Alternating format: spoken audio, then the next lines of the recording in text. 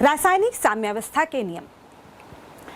बहुत सी उत्क्रमणीय रासायनिक अभिक्रियाओं का अध्ययन करने के पश्चात नॉर्वे के दो वैज्ञानिक गुलबर्ग तथा बागे ने रासायनिक साम्यावस्था का एक नियम दिया। उस नियम के अनुसार उनका कहना था कि किसी उत्क्रमणीय रासायनिक अभिक्रिया में किसी अभिकारक की क्रिया करने की दर उसकी सक्रिय द्रव्यमान या उसके एक्टिव मास के समानुपाती होती है। यहाँ पर जो सक्रिय द्रव्यमान है उसे हम उसकी सांद्रता या मोलर सांद्रता भी कह सकते हैं। साथ ही साथ उन्होंने ये जो सक्रिय द्रव्यमान है अभिकारकों के उसे स्क्वायर ब्रैकेट के अंदर रखकर दर्शाने की बात कही।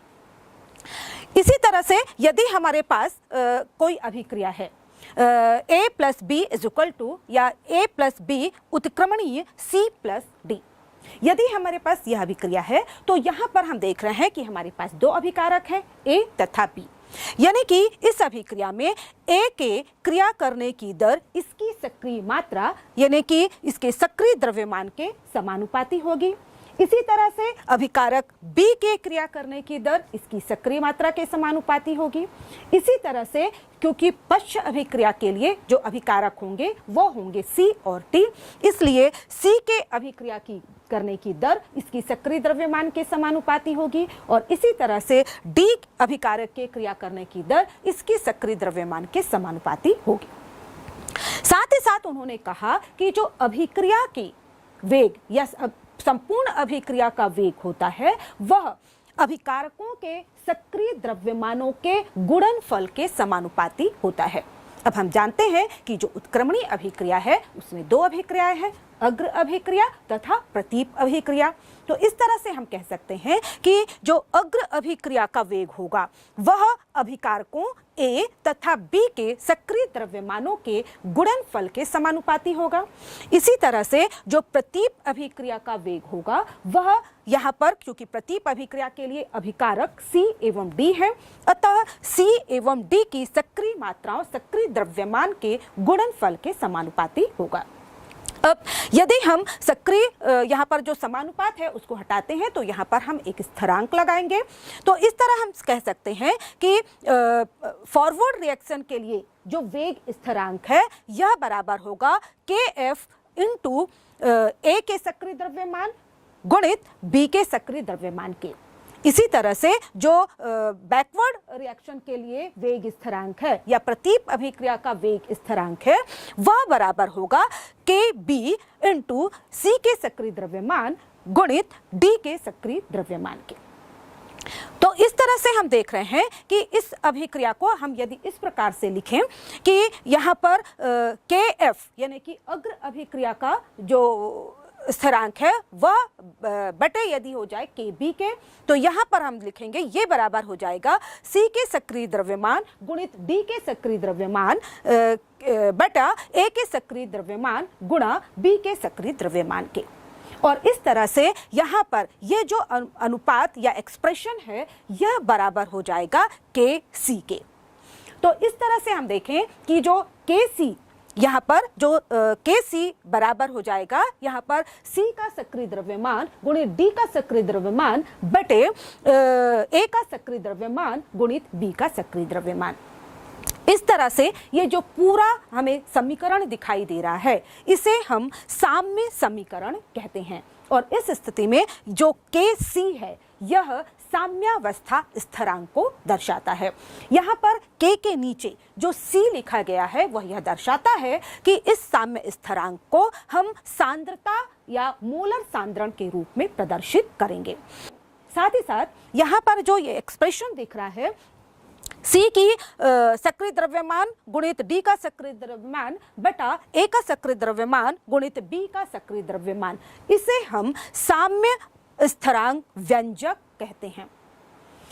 तो इस तरह से यह जो हमें व्यंजक प्राप्त हुआ है उसके आधार पर हम साम्य स्थिरांक को इस प्रकार से परिभाषित कर सकते हैं। किसी भी निश्चित तापमान पर किसी उत्क्रमणीय अभिक्रिया के लिए अग्र अभिक्रिया के वेग स्थिरांक तथा पश्च अभिक्रिया के वेग स्थिरांक के अनुपात को हम साम्य स्थिरांक कहते हैं। या हम इस तरह से भी परिभाषित कर सकते हैं कि स्थिर तापमान पर किसी उत्क्रमणीय अभिक्रिया के लिए साम्यावस्था पर उत्पादों के सक्रिय द्रव्यमानों के गुणनफल तथा अभिकारकों के सक्रिय द्रव्यमानों के गुणनफल का अनुपात उस अभिक्रिया के लिए साम्यावस्था स्थिरांक होता है। तो यहाँ पर हम देख रहे हैं कि जब हम इसे परिभाषित कर रहे हैं तो दो तीन चीज़ों को के तरफ हमें ध्यान देना है। यहाँ पर अभिक्रिया निश्चित तापमान पर हो रही है, उत्क्रमणीय हो रही है तथा साम्यावस्था पर ये जो उत्पादों के सक्रिय द्रव्यमानों तथा अभिकारकों के सक्रिय द्रव्यमानों का जो अनुपात दिख रहा है और यह अनुपात केवल साम्यावस्था पर इनके सांद्रताओं के अनुपात को दर्शाता है। यदि हम साम्यावस्था से अलग स्थिति पर यदि हम उत्पादों के सक्रिय द्रव्यमानों और अभिकारकों के सक्रिय द्रव्यमानों के गुणनफल को यदि हम दर्शाएं तो इसका जो अनुपात होगा इसे हम साम्य स्थिरांक नहीं कहेंगे, जबकि इसे हम सांद्रता भागफल कहते हैं और इसे हम Q के द्वारा दर्शाते हैं।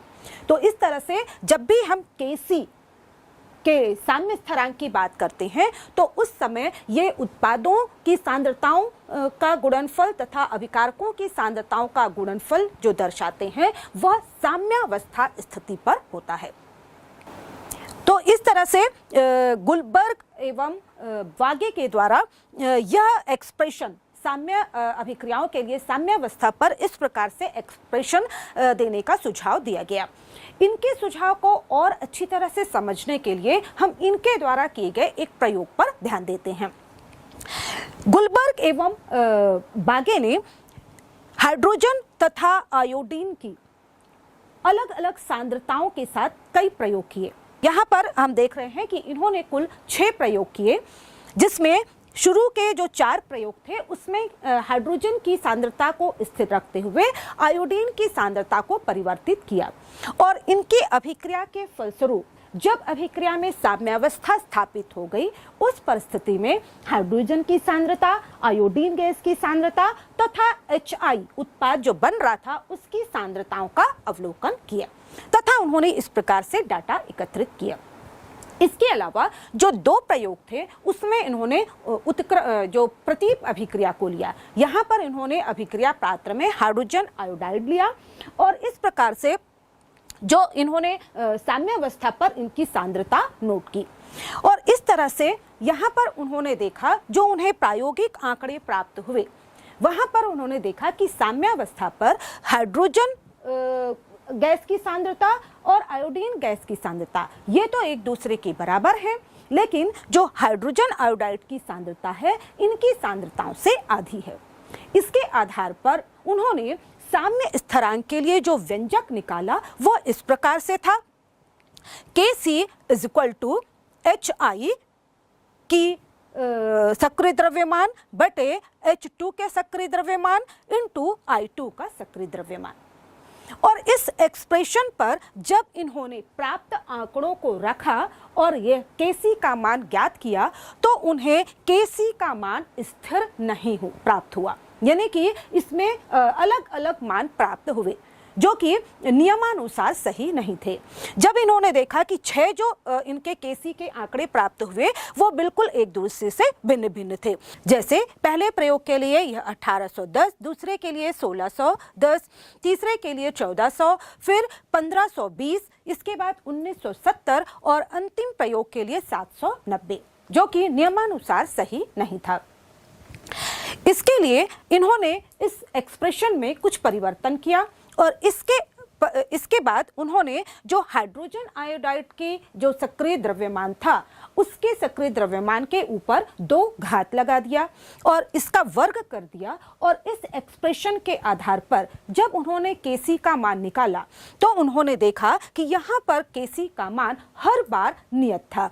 बहुत कम परिवर्तनों के साथ, जैसे कि पहले के लिए ये 46.4, फिर 47.6, 46.7, 46.9, 46.4 तथा अंत में इन्हें 46.4 प्राप्त हुआ।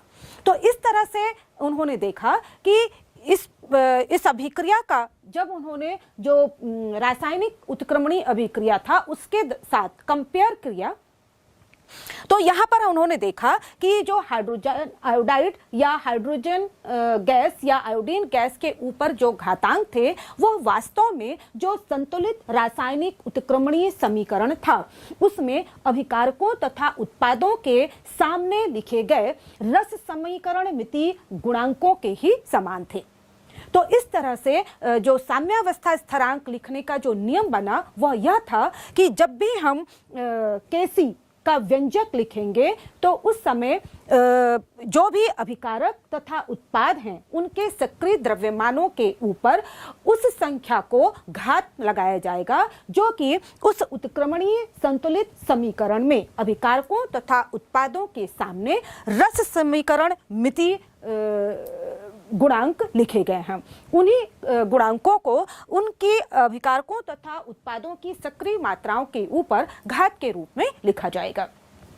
तो इस तरह से यह जो रासायनिक समीकरण था H2 + I2 = 2HI, तो इसके लिए जो साम्य स्थिरांक व्यंजक था यानी कि Kc, ये Kc = था HI के सक्रिय द्रव्यमान की घात 2 बटे H2 का सक्रिय द्रव्यमान गुणित I2 का सक्रिय द्रव्यमान।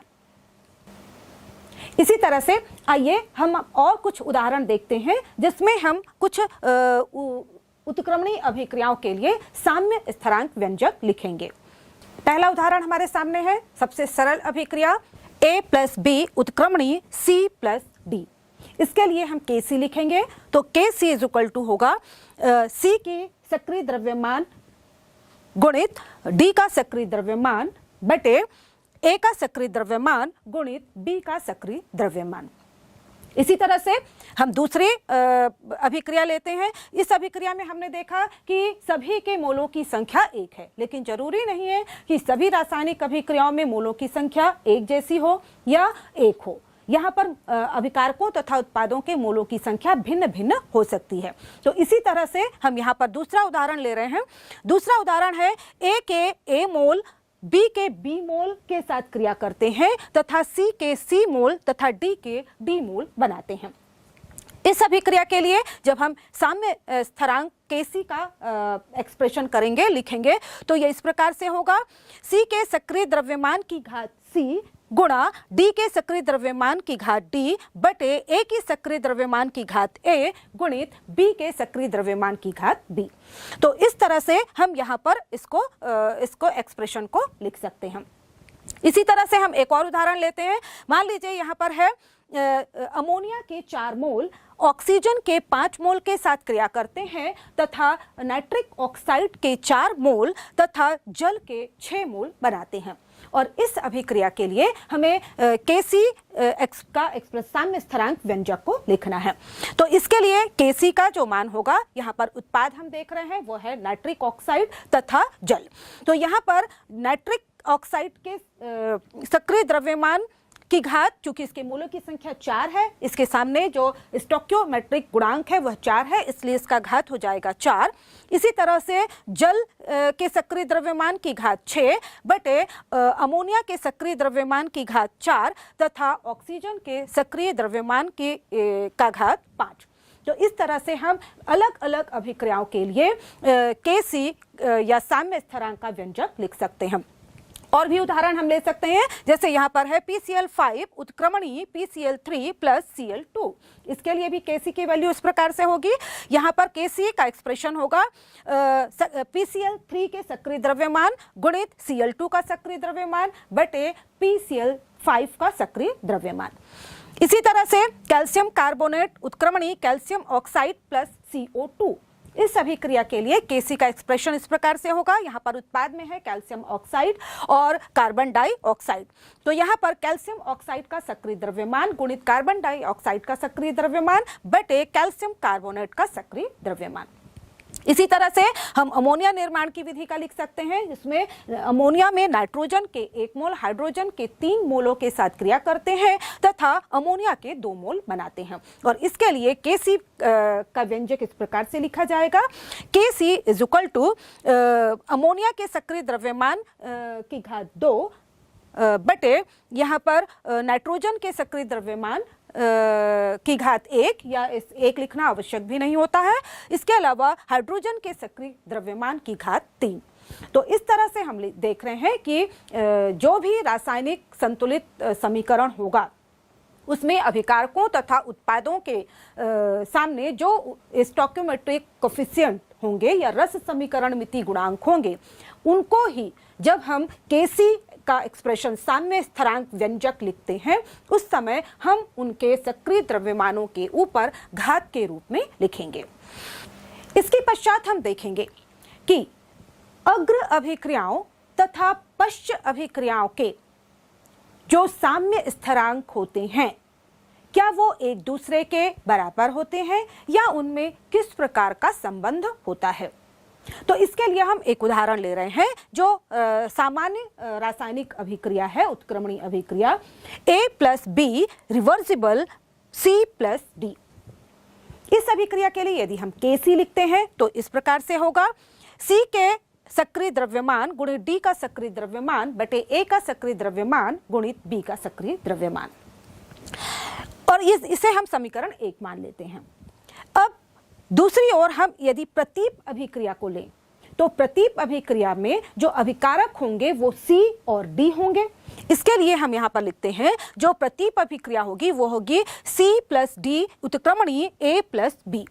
तो यहाँ पर जो Kc होगा इसे हम, चूंकि ये प्रतीप अभिक्रिया के लिए है इसलिए हम इसको Kc डस के द्वारा रिप्रेजेंट करेंगे। तो यहाँ पर Kc does is equal to हो जाएगा A का सक्रिय द्रव्यमान गुणित B का सक्रिय द्रव्यमान बटे C का सक्रिय द्रव्यमान गुणित D का सक्रिय द्रव्यमान।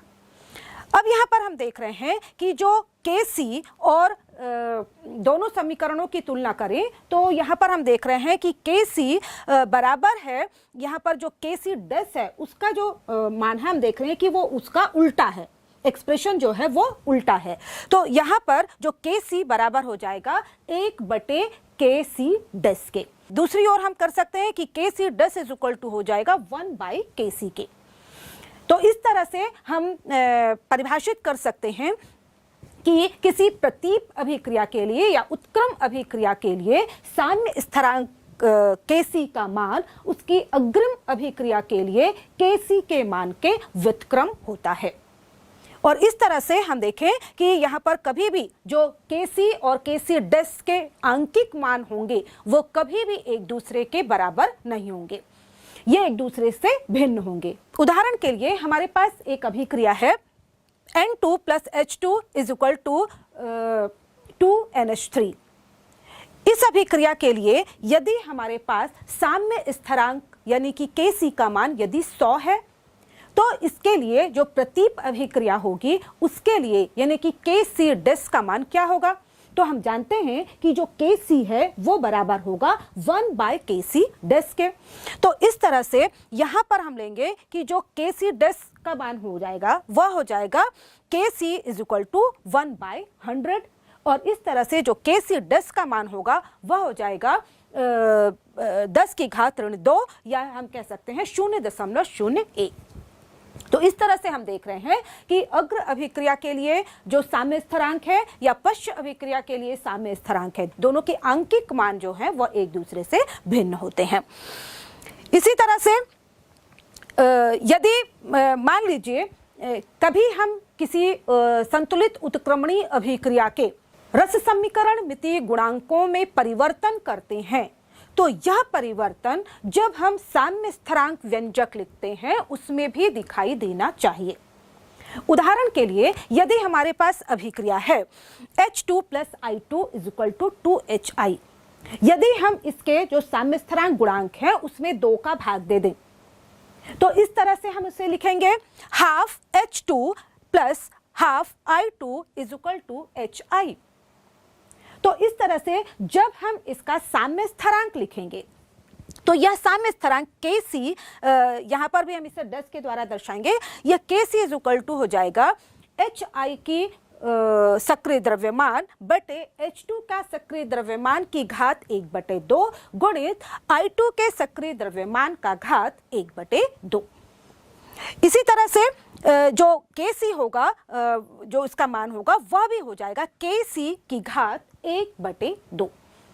इसी तरह से यदि मान लीजिए हम पूरी रासायनिक उत्क्रमणीय जो संतुलित अभिक्रिया है उसको n से गुणा करते हैं तो वहां पर जो हमारा जो Kc होगा उसका भी घात n हो जाएगा। उदाहरण के लिए यदि हम यहाँ पर गुणा कर रहे हैं, हमारे पास अभिक्रिया है, इसी अभिक्रिया को हम लेते हैं H2 + I2 = 2Hi। यदि हम n से गुणा करते हैं तो ये हो जाएगा NH2 + NI2 = 2NHI। और इस तरह से जब हम इसके लिए Kc का एक्सप्रेशन लिखेंगे, साम्य स्थिरांक व्यंजक लिखेंगे, तो यह हो जाएगा Hi की घात 2n बटे I2 की घात n तथा H2 की घात n। और इस तरह से जो साम्य स्थिरांक होगा Kc, उसका Kc का घात हो जाएगा n। तो इस तरह से हम देखें कि कोई भी उत्क्रमणीय संतुलित समीकरण है उसमें यदि हम उसके स्टोइकियोमेट्रिक कोएफिशिएंट में कोई किसी भी प्रकार का परिवर्तन करते हैं तो यह परिवर्तन हमें साम्य स्थिरांक व्यंजक का जो एक्सप्रेशन है उसमें भी दिखाई देना चाहिए। तो इस तरह से हमने यहाँ पर अभी जितने भी साम्य स्थिरांक व्यंजक लिखे हैं विभिन्न अभिक्रियाओं के लिए, उसमें हमने सभी में साम्य स्थिरांक व्यंजक Kc का जो सांद्रण है उसे सांद्रता के रूप में, मोलर सांद्रण के रूप में अभिव्यक्त किया है। लेकिन कभी कभी जब जो अभिकारक होते हैं या जो अभिक्रिया होती है उसमें सभी अभिकारक या उत्पाद यदि गैसीय अवस्था में होते हैं तो उस स्थिति में हमारे लिए उनकी सांद्रताओं को मोलर सांद्रण में अभिव्यक्त करना की तुलना में उनको उनके आंशिक दाब के रूप में अभिव्यक्त करना ज़्यादा सुविधाजनक होता है। तो इस तरह से हम कुछ रासायनिक अभिक्रियाओं का उत्क्रमणीय रासायनिक अभिक्रियाओं को लेते हैं और हम देखेंगे कि उनको हम गैसीय रूप में, आंशिक दाब के रूप में हम किस प्रकार से अभिव्यक्त कर सकते हैं। तो इस तरह से हम यहाँ पर देखेंगे गैसीय निकाय जो कि सामांगी निकाय होगा, गैसीय निकाय में साम्यावस्था स्थिरांक को किस प्रकार से दर्शाएंगे। तो यहाँ पर हम बताते हैं कि गैसीय निकाय में जो साम्यावस्था स्थिरांक है जिसमें हम उनको आंशिक दाब के रूप में प्रदर्शित करते हैं, वहां पर हम साम्यावस्था स्थिरांक को Kp के द्वारा दर्शाते हैं। उदाहरण के लिए यहाँ पर हमारे पास अभिक्रिया है H2 + I2 उत्क्रमणीय 2Hi। इस अभिक्रिया के लिए हम जानते हैं Kc किस प्रकार से लिखा जाएगा। Kc बराबर होगा Hi की सक्रिय द्रव्यमान की घात 2 बटे H2 का सक्रिय द्रव्यमान गुणित I2 का सक्रिय द्रव्यमान। इसी तरह से अब यहाँ पर जो Hi के जो सक्रिय द्रव्यमान है यदि हम इनको आंशिक दाब के रूप में रिप्रेजेंट करें तो उन्हें इस प्रकार से लिखा जाएगा और यहाँ पर जो Kc है वह Kp के रूप में दर्शाया जाएगा। Kp बराबर यहाँ पर हो जाएगा ये आंशिक दाब Hi का आंशिक दाब की घात 2 बटे H2 के आंशिक दाब गुणा I2 का आंशिक दाब। तो इस तरह से हम यहाँ पर इसको लिखेंगे। यहाँ पर हम और उदाहरण लेते हैं, जैसे सामान्य जो अभिक्रिया होगी A + B = C + D। इसके लिए हम Kc लिखते हैं C का सक्रिय द्रव्यमान गुणित D का सक्रिय द्रव्यमान बटे A का सक्रिय द्रव्यमान गुणित B का सक्रिय द्रव्यमान। इसके लिए जब हम Kp लिखेंगे तो इस प्रकार से लिखेंगे C का आंशिक दाब गुणित D का आंशिक दाब बटे A का आंशिक दाब गुणित B का आंशिक दाब। इसी तरह से दूसरी अभिक्रिया हम ले रहे हैं। यहाँ पर है हमारे पास A के A मोल यदि B के B मोल के साथ क्रिया करते हैं और C के C मोल तथा D के D मोल बनाते हैं। इस अभिक्रिया के लिए हम जानते हैं कि Kc बराबर होता है C का सक्रिय द्रव्यमान की घात C गुणा D का सक्रिय द्रव्यमान की घात D बटे A का सक्रिय द्रव्यमान की घात A गुणा B का सक्रिय द्रव्यमान की घात B। और इसी को जब हम Kp के रूप में प्रदर्शित करेंगे तो हम इस प्रकार से लिखेंगे C के आंशिक दाब की घात C गुणित डी के आंशिक दाब की घात डी बटे ए के आंशिक दाब की घात ए गुणित बी के आंशिक दाब की घात बी। और यहाँ पर जो आंशिक दाब है उसे हम जो भी अभिकारक या उत्पाद है उसके सामने लिखकर दर्शाएंगे। तो यहाँ पर इसको P से रिप्रेजेंट करेंगे और इस तरह से हम किसी भी रासायनिक अभिक्रिया के लिए यह जो गैसीय अभिक्रिया होगी उसके लिए हम Kp को दर्शा सकते हैं। यहाँ पर देखा जाता है कि बहुत सारी रासायनिक अभिक्रियाएं होती हैं, वहाँ पर Kc और Kp का मान बराबर होता है, लेकिन यह हमेशा जरूरी नहीं है। इसीलिए हमें Kc और Kp में किस प्रकार का संबंध होता है, ताकि हम यदि हमारे पास K की वैल्यू है तो उसे Kp में या Kp की वैल्यू है तो उसे Kc की वैल्यू में परिवर्तित कर सकें। तो इसलिए हमें Kc और Kp के बीच जो संबंध है उसे जानना आवश्यक है। तो आइए जानते हैं कि Kp तथा Kc में किस प्रकार का संबंध होता है। इसे समझने के लिए फिर से हम बिल्कुल सरल सी उत्क्रमणीय अभिक्रिया को लेते हैं, जिसमें कि A के A मोल B के B मोल से क्रिया कर रहे हैं और C के C मोल तथा D के D मोल बनाते हैं।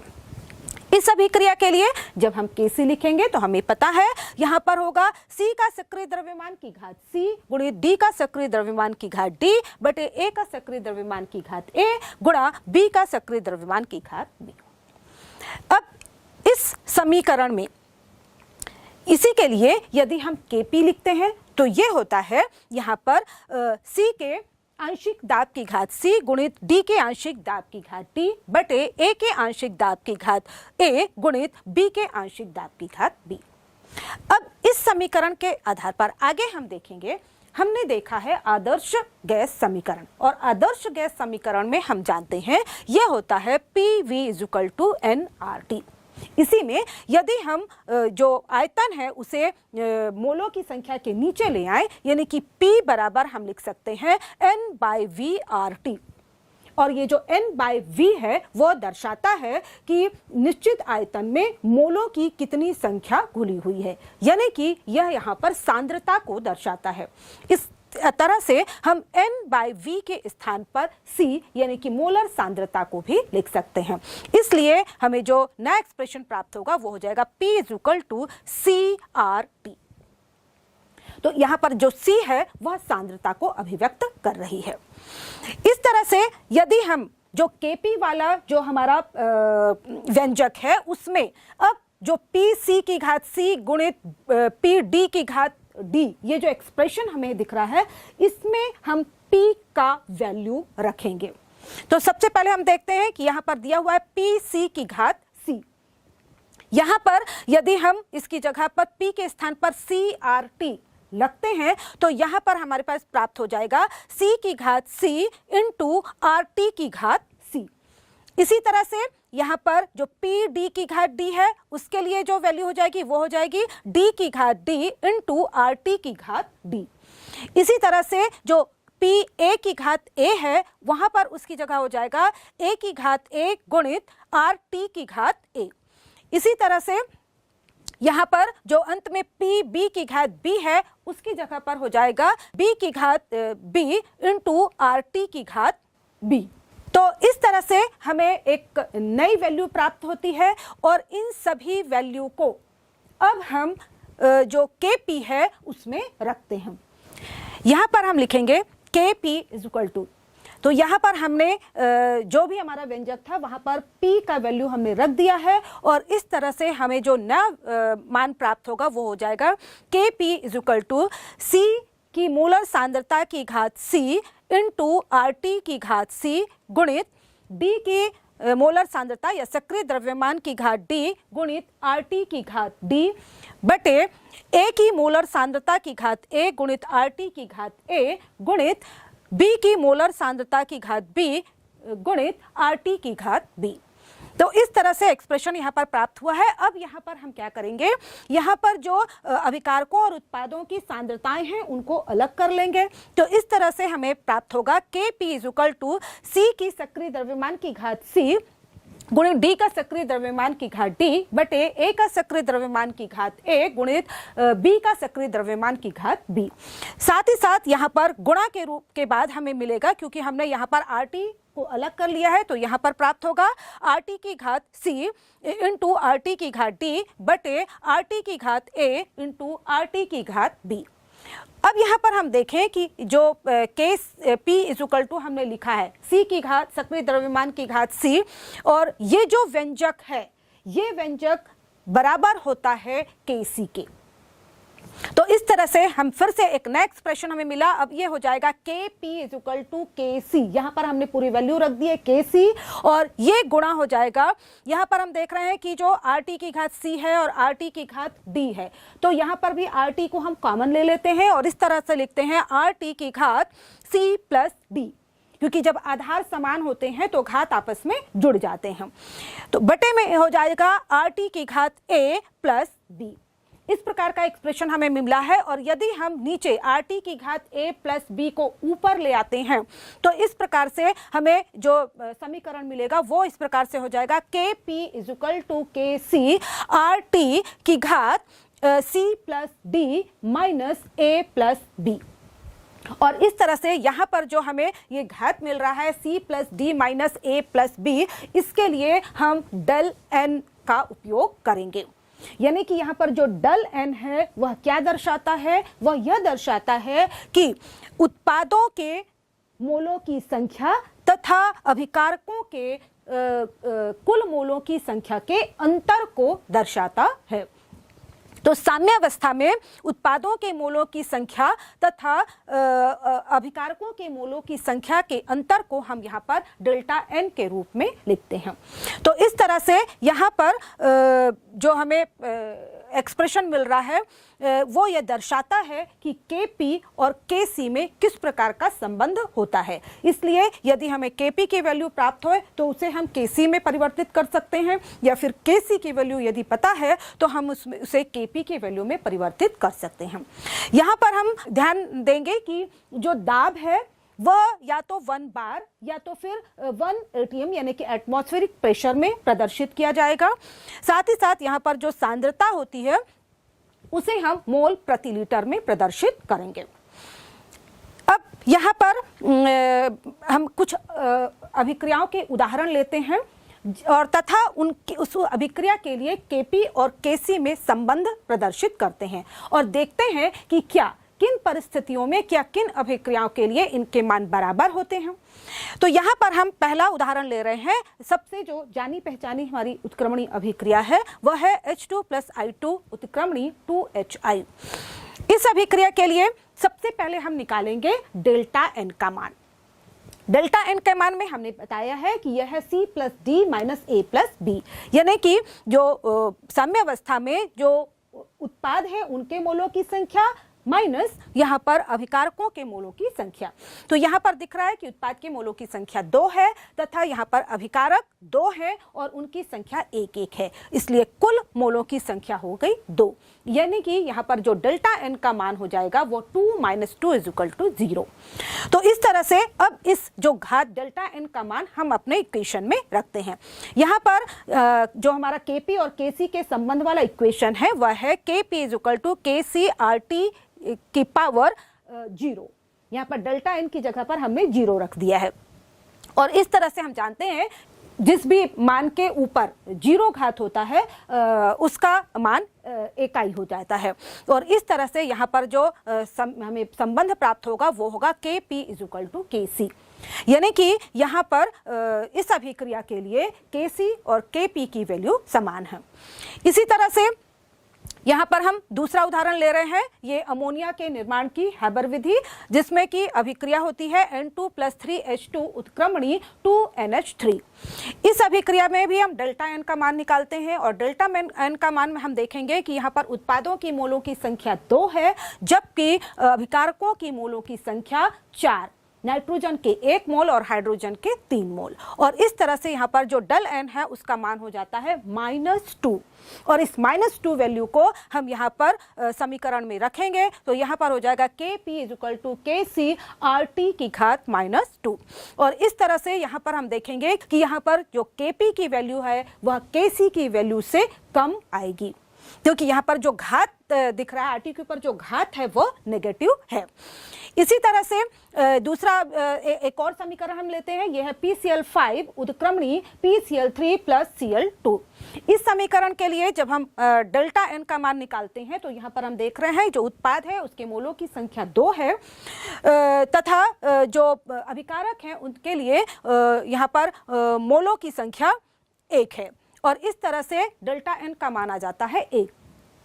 और यहाँ पर Kp = हो जाएगा Kc RT की घात 1। और इसलिए यहाँ पर जो घात है वह धनात्मक है और इस स्थिति में यहाँ पर जो Kp का वैल्यू है अब अधिक हो जाएगा Kc के वैल्यू से। इस तरह से हम देखें कि भिन्न भिन्न अभिक्रियाओं के लिए हम Kc और Kp की वैल्यू में संबंध प्राप्त कर सकते हैं। इसके बाद हम देखेंगे कि Kc और Kp के मात्रक क्या होते हैं। यहाँ पर क्योंकि हम जानते हैं कि जो Kc जब हम रिप्रेजेंट करते हैं तो वहाँ पर हम C दर्शाता है कि यहाँ पर हम इसे सांद्रता के रूप में प्रकट कर रहे हैं, प्रदर्शित कर रहे हैं और सांद्रता को हम यहाँ पर प्रदर्शित करेंगे मोल प्रति लीटर में। इसी तरह से जो Kp होगा वहाँ पर जो दाब होगा, आंशिक दाब होगा, उसको हम प्रदर्शित करेंगे एटमॉस्फेरिक प्रेशर, 1 एटमॉस्फेरिक प्रेशर या ATM के रूप में। तो यहाँ पर जो भी यहाँ पर जो यदि हम लिखते हैं जैसे कि Kc का मात्रक क्या होगा, Kc का मात्रक बराबर होगा मोल प्रति लीटर की घात डेल्टा n। इसी तरह से Kp का मात्रक क्या होगा, ATM की घात डेल्टा n। यहाँ पर हम बता दें कि जो डेल्टा n है वह मोलों की संख्या, उत्पाद के मोलों की संख्या माइनस अभिकारकों की मोलों की संख्या को दर्शाता है। तो इस आधार पर हम किसी भी अभिक्रिया के लिए, भिन्न भिन्न अभिक्रिया के लिए Kp के मात्रक तथा Kc का मात्रक क्या होगा यह ज्ञात कर सकते हैं। हम सबसे पहले उदाहरण लेते हैं अभिक्रिया H2 + I2 उत्क्रमणी 2HI की। इस अभिक्रिया में जो Kc का मात्रक होगा, क्योंकि यहाँ पर सांद्रता के रूप में व्यक्त कर रहे हैं तो Kc बराबर होता है मोल प्रति लीटर। और चूंकि यहाँ पर डल n का मान 0 आ रहा है इसलिए इस अभिक्रिया के लिए Kc का कोई मात्रक नहीं होगा। इसी तरह से यहाँ पर एक और उदाहरण हम ले रहे हैं N2O4 = 2NO2। इस अभिक्रिया के लिए यदि हम डल n निकालते हैं तो ये मान आता है, क्योंकि उत्पादों के मोलों की संख्या 2 तथा अभिकारकों की मोलों की संख्या 1 है, इसलिए यहाँ पर डल n का मान आता है 1। यानी कि जब हम इसका Kc का मात्रक निकालेंगे तो वो हो जाएगा मोल प्रति लीटर की घात 1। यानी कि इस अभिक्रिया के लिए Kc का मात्रक होगा मोल प्रति लीटर। इसी तरह से जब हम Kp का वैल्यू निकालेंगे, Kp का मात्रक निकालेंगे तो वो हो जाएगा ATM की घात 1। यानी कि यहाँ पर जो मात्रक होगा वो होगा 1 ATM, यानी कि 1 वायुमंडलीय दाब। इसी तरह से हम अमोनिया के निर्माण की विधि भी ले सकते हैं। यहाँ पर हम देख रहे हैं N2 + 3H2 उत्क्रमणी 2NH3। इस अभिक्रिया के लिए यदि हम Kc का मात्रक निकालेंगे तो यहाँ पर हम जानते हैं कि जो डल n का मान होता है वह -2 आता है और इसलिए जो Kc का मान हो जाएगा वह होगा मोल प्रति लीटर की घात -2। और इस स्थिति में यहाँ पर हम लिख सकते हैं, यहाँ पर या इसी को दूसरे रूप में हम लिख सकते हैं मोल की घात 2 × लीटर की घात -2, या दूसरे शब्दों में हम लिख सकते हैं लीटर बटे मोल की घात 2। इसी तरह से Kp के लिए वैल्यू हो जाएगी, इसमें Kp की वैल्यू हो जाएगी यहाँ पर ATM की घात -2, या जो Kp का मात्रक होगा वो हो जाएगा यहाँ पर ATM की घात -2। तो इस तरह से हम विभिन्न रासायनिक अभिक्रियाओं के लिए Kc और Kp के मात्रक ज्ञात कर सकते हैं, जो कि अभिक्रिया के मोलों की संख्या पर यानी कि डेल्टा n के मान पर निर्भर करते हैं।